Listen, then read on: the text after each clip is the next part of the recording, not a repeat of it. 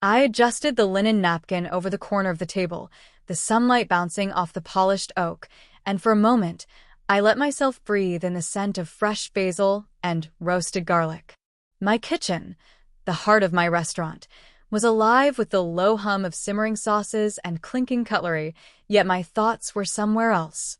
Somewhere 15 years ago, when my cousin, Emily, had leaned over my little folding table in our cramped apartment and laughed at my attempt at homemade lasagna.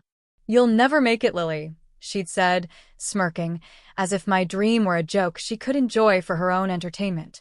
I shook the memory off, smoothing my silk blouse beneath the apron. My phone buzzed, a message from an unknown number. "Can we meet tonight? I hear about the place, can't believe it's yours." I smiled, a small, tight curve of lips. It had to be Emily. She always had to know first, to see the proof of what she once dismissed. I glanced around the restaurant. The soft amber lights over tables, the scent of freshly baked bread, the quiet murmur of satisfied diners, and for a flicker of a second, I felt that old hurt, like a distant whisper. But now I was here. I was in control. And tonight, the past wasn't just a memory. It was a visitor. I was 16, kneeling over the tiny counter in Mom's cramped kitchen, my hands sticky with tomato sauce and flour dusting my elbows like powdered snow.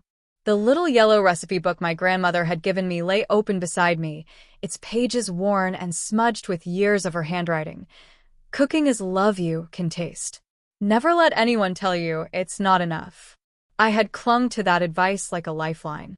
Emily had come over that Saturday, tossing her designer backpack onto the couch, her laughter filling the room before I could even speak. "What are you making now, Lily? Another one of your experiments?" she teased, peering over my shoulder with that familiar smirk that could cut sharper than knives. I tried to smile, tried to stay confident as I stirred the sauce, but my hand shook. The smell of fresh basil and garlic should have been comforting, but instead, it felt like a test I was failing in front of her. And then she did it. She laughed, loud and cruel, right as I lifted the lasagna tray from the oven.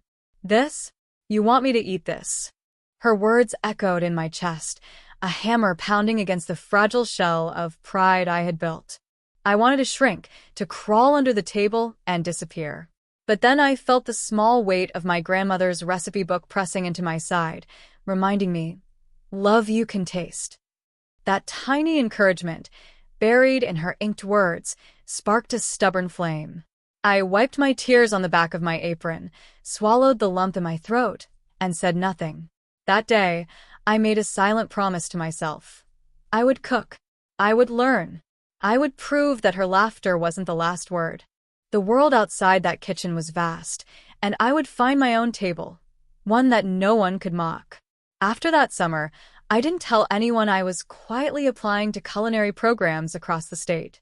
Every rejection letter felt like a slap, yet each small acceptance, like the scholarship from a local culinary school in Chicago, felt like a tiny victory I whispered to myself alone. I rented a tiny studio, barely enough room for a folding table and my grandmother's recipe book, but it was mine. I remember my first mentor, Chef Marcus, a seasoned man with streaks of gray in his hair and a laugh that could warm the coldest kitchen. He saw something in me that I hadn't yet allowed myself to believe. "You've got instinct, Lily," he said one rainy evening as we chopped onions until our fingers ached. "But instincts aren't enough.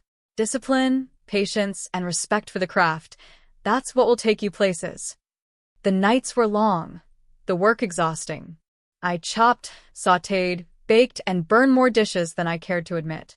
There were mornings I questioned everything. Was my dream just an illusion? Did Emily's laughter haunt me more than my own ambition? But each time, I opened my grandmother's recipe book, traced the words she had scrawled in her familiar, looping handwriting, and remembered that love could indeed be tasted, if I persisted. My first small success came unexpectedly. A local cafe owner who tried my homemade focaccia and ordered a week's supply. Then a catering gig for a small wedding, then another. Slowly, I began to earn enough to rent a commercial kitchen during off hours, experimenting with menu ideas that reflected not just recipes, but my soul. I was careful, though. No posts on social media about my progress, no hints to family. My life had become a quiet, deliberate march toward independence. I wanted my success to be earned, felt, tasted, not envied or criticized. The world outside my apartment didn't know the struggles, the long nights, the moments of despair. All they saw eventually would be the finished product, the restaurant, the meals, the taste of victory. By the time I signed the lease for my own small bistro, I had learned more than cooking. I had learned perseverance, humility, and the subtle art of patience. Emily wouldn't see the growth coming. The laughter that once cut me down would now be replaced with awe. And I liked the thought that she wouldn't even see me coming until the table was already set. The evening air was cool as I adjusted the flowers on the hostess stand, the gentle hum of conversation and clinking glasses filling the dining room. Every table glowed under soft amber lights, each plate a tiny work of art. My restaurant, Lily's Table, was no longer the dream scribbled in a tattered notebook. It was alive, tangible, and breathtaking. I hadn't expected her tonight, but my instincts were rarely wrong. Emily stepped through the doorway, her designer heels clicking on polished wood. She paused, eyes widening as the host greeted her. She glanced around, taking in the soft jazz, the scent of fresh herbs, the hand-painted mural of a market scene on the far wall. Then she looked at me. I approached, keeping my smile calm, almost serene. "Emily," I said, my voice smooth, controlled. "Welcome." She blinked, her usual confidence faltering. "Lily? This place, it's yours?" I nodded, motioning toward a table for two. "Table's ready. I hope you enjoy tonight." She followed, hesitating as she took in the scene. The walls were lined with curated art from local painters I had supported, each frame telling a story of my journey. The aroma of rosemary and roasted chicken drifted from the kitchen. Servers glided past, carrying plates that smelled like heaven, and she realized this wasn't just a restaurant. This was a statement. I let her take it all in, savoring the moment. She had laughed at my cooking years ago, dismissed my dreams, made me doubt myself. And now, she was here, powerless, waiting for a table at my restaurant. When she finally spoke, her voice was barely above a whisper. I didn't know. I never thought you'd. I cut her off gently, leaning in. I didn't tell anyone, Emily. Not my family, not you. I worked. I learned. I struggled. Every plate you see, every seat filled tonight, it's all me. Every bit of this restaurant mine. She sank into the chair, stunned. Her laughter from the past was gone, replaced with disbelief. Her hands fidgeted nervously, twisting the napkin in her lap. The woman who once mocked me now faced the woman I had become, confident, composed, and utterly in control. I continued, letting the silence linger for effect. "You laughed at my cooking in my little apartment. Tonight, you're tasting it in a restaurant I own. And just so you know, no reservations will be given on sentiment.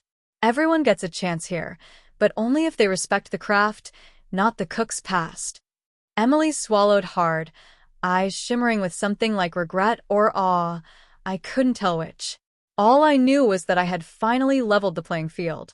The girl she ridiculed had grown into a woman who could turn laughter into applause, ridicule into recognition, and dreams into reality. After the initial shock, Emily's gaze met mine across the polished table, her hands folded tightly in front of her. I could see the remnants of pride, the same pride that had once allowed her to laugh at me, wrestling with the awe now settling in. I took a deep breath, letting the weight of years of struggle fill my presence. Tonight, I wasn't just serving meals, I was serving truth. "Emily," I began, my voice calm but unyielding, "I've spent years building this life.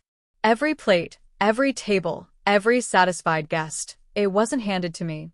I earned it. And I've realized that respect, not history, guides who deserves a place at this table." Her lips parted as if to protest, but I raised a finger slightly, signaling patience. "I'm willing to help you understand this world, my world and yours, but on my terms.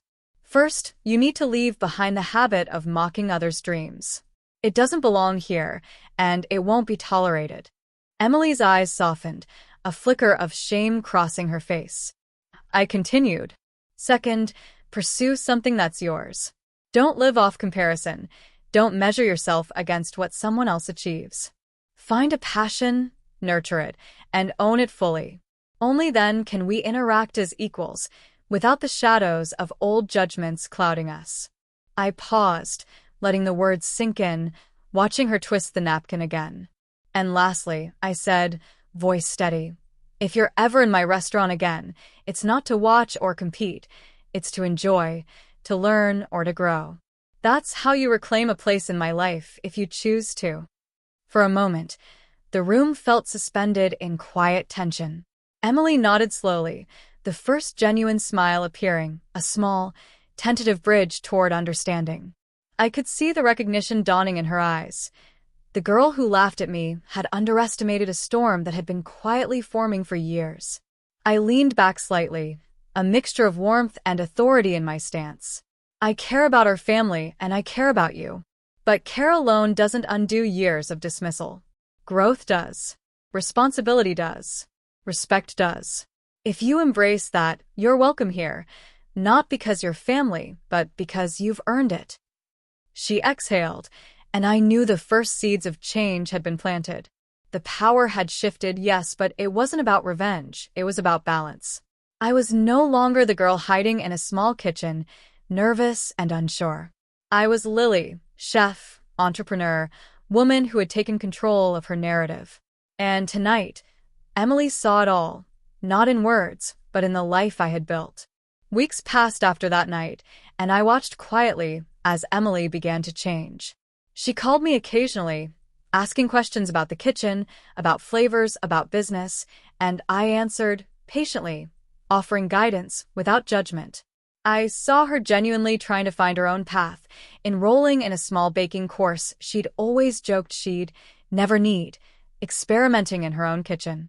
Our family noticed the shift too. Conversations that once carried tension now carried curiosity and respect. I realized that change didn't happen overnight. It began with intention, with tiny steps taken every day. And I had learned patience through my own years of struggle, so I welcomed these small ripples of growth, watching them expand into meaningful transformation. Sometimes, late at night, I would sit alone in the restaurant, flipping through my grandmother's old recipe book. Its pages were worn, smudged, but the words still carried their magic. Love you can taste. I thought about how far I had come, from a small apartment with a folding table to a bustling bistro where people laughed, shared stories, and savored the meals I created with heart. The memory of Emily's laughter no longer stung. It reminded me of how I had turned pain into purpose. And in that quiet reflection, I understood something essential. Success isn't only about triumph or recognition. It's about standing firm, keeping your integrity, and offering compassion when it's deserved. I had built a life not just to prove a point, but to live fully, unapologetically, and with love poured into every detail. As I looked out the window at the twinkling city lights, the soft hum of the restaurant surrounding me, I felt a sense of peace settle deep in my chest. Emily, my family, and even I had learned lessons that went beyond the kitchen. We had learned resilience, respect, and the quiet power of growth. I closed the recipe book gently, smiling to myself, and whispered the line that had carried me through all the years. They laughed at me once, but now I set the table, and everyone waits for a seat at my life.